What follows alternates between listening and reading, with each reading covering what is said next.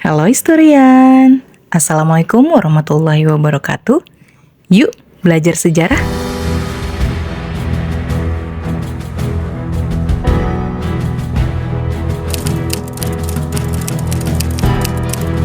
Aceh adalah daerah paling barat Indonesia.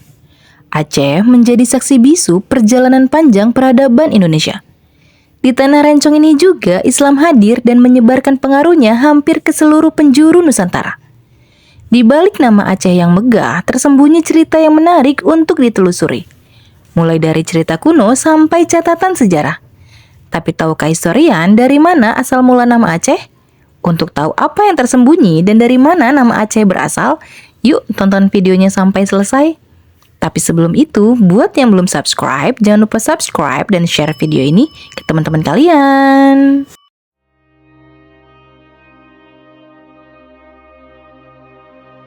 Sama seperti daerah lainnya, asal-usul nama Aceh memiliki beberapa versi.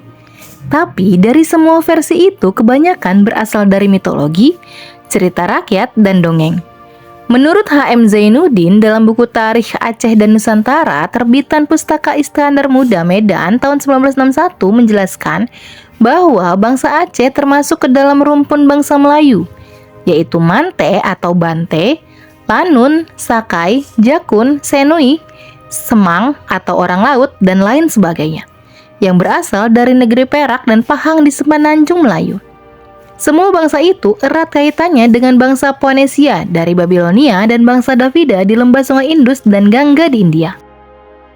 Masih menurut H.M. Zainuddin, setelah tahun 400 Masehi, orang menyebut Aceh dengan nama Rami atau Ramni. Orang dari Tiongkok menyebutnya Lanli, Lanwuli, Namwuli, dan Nanpoli, yang nama sebenarnya dalam bahasa Aceh adalah Lamuri. Sementara orang Melayu menyebutnya dengan nama Lambri atau Lamiri. Penyebutan ini diduga berasal dari kata Ramabar atau Ramabari, sebuah daerah yang terletak di Arakan, Myanmar.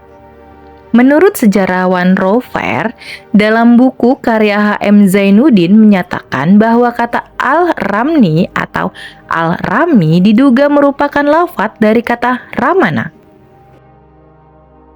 Setelah kedatangan Portugis, mereka lebih suka menyebut Aceh dengan panggilan Acem.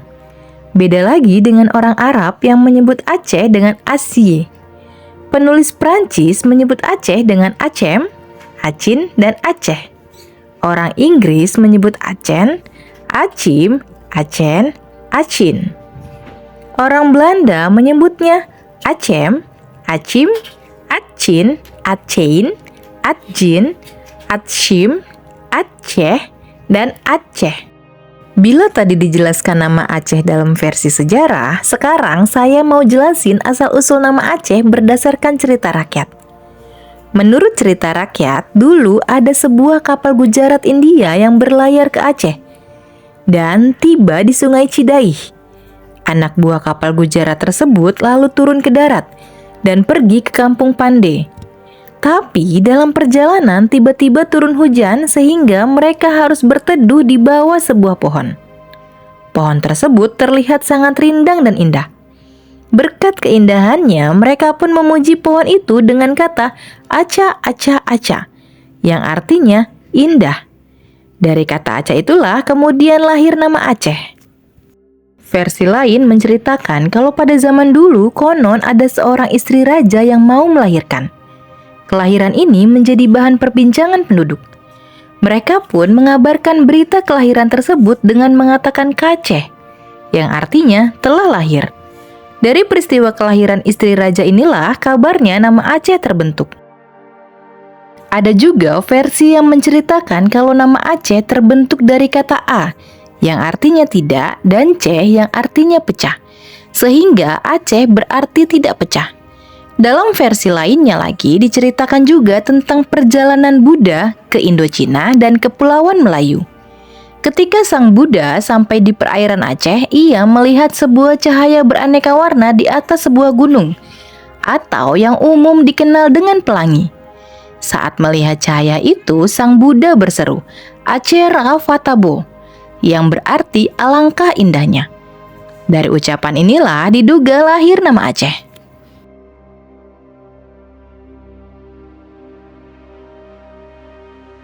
Sejak zaman Mesolitikum, Aceh sudah dihuni oleh manusia.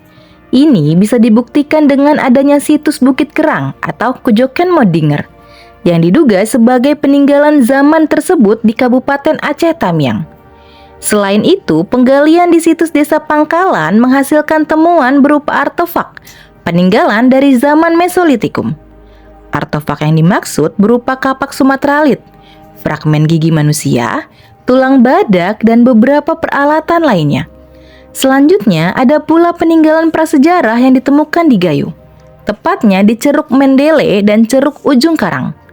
Penemuan benda-benda prasejarah tersebut membuktikan bahwa Aceh sudah dihuni oleh manusia sejak 7.400 sampai 5.000 tahun yang lalu.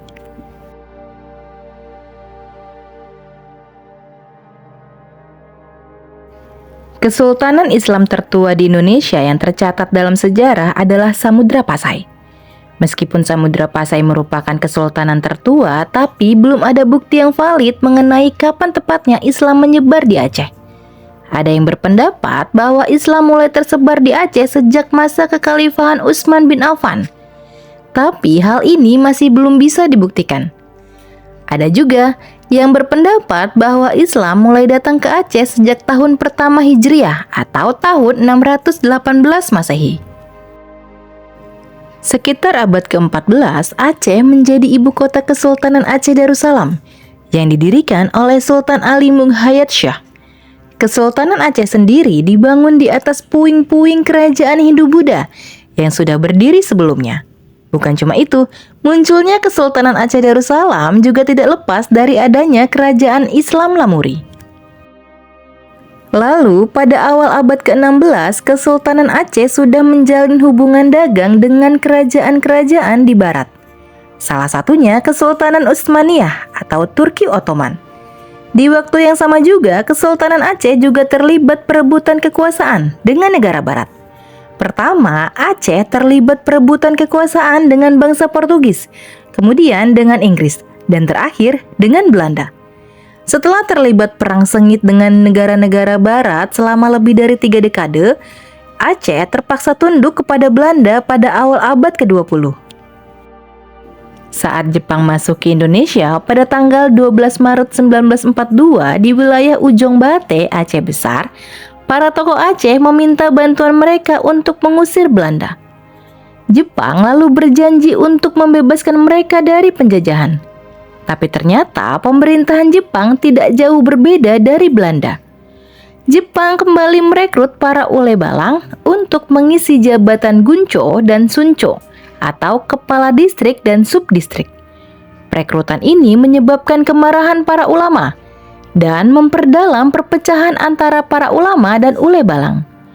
Pemberontakan terhadap Jepang pecah di beberapa daerah, termasuk di Bayu, dekat Lok Sumawe pada tahun 1942, yang dipimpin oleh Tengku Abdul Jalil, serta di Pandra dan Jeni pada tahun 1944. Itu tadi sekilas tentang sejarah Aceh dan asal-usul namanya. Semoga video tadi bermanfaat dan menambah pengetahuan kita tentang sejarah Indonesia, karena sejarah adalah guru kehidupan. Sampai jumpa di video selanjutnya.